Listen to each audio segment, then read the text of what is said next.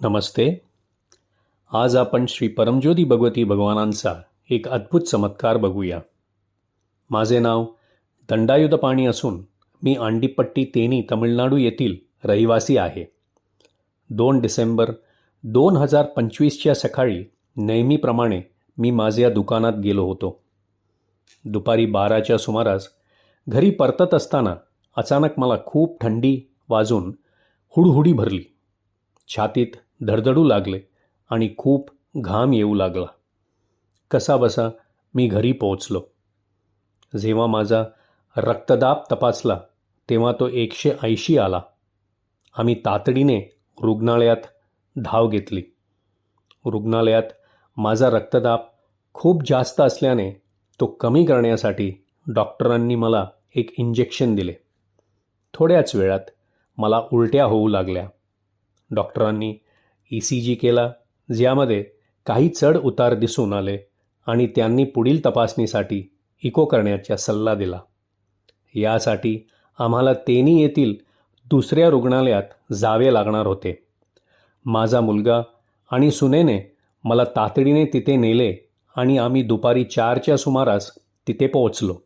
ते दरम्यान आम्ही दासाजींना प्रार्थनेसाठी निरोप पाठवला होता. श्री परमज्योती भगवती भगवानच्या भक्तांनी माझ्या प्रकृतीसाठी सामूहिक प्रार्थना केली. तेनी येथील रुग्णालयात डॉक्टरांनी इको केला, ज्यामध्ये पुन्हा काही बदल दिसून आले.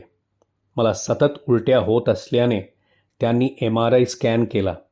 माझे संपूर्ण कुटुंब श्री परमज्योती भगवती भगवानांच्या दिव्यचरणी संरक्षण आणि कृपेसाठी सतत प्रार्थना करत होते. डॉक्टरांनी औषधे आणि इंजेक्शन दिले आणि सर्व आवश्यक चाचण्या केल्या. त्यानंतर श्री परमज्योती भगवती भगवानांच्या अपार आणि असीम कृपेने सर्व रिपोर्ट्स चमत्कारिकरित्या पूर्णपणे नॉर्मल आले. शेवटी डॉक्टरांनी आम्हाला सांगितले की हा त्रास केवळ अपचनामुळे झाला होता. माझ्यावर झालेल्या या अलोट करुणा आणि संरक्षणाची आठवण करून माझे हृदय कृतज्ञतेने भरून आले. आम्ही रात्री 8च्या सुमारास सुरक्षितपणे घरी परतलो.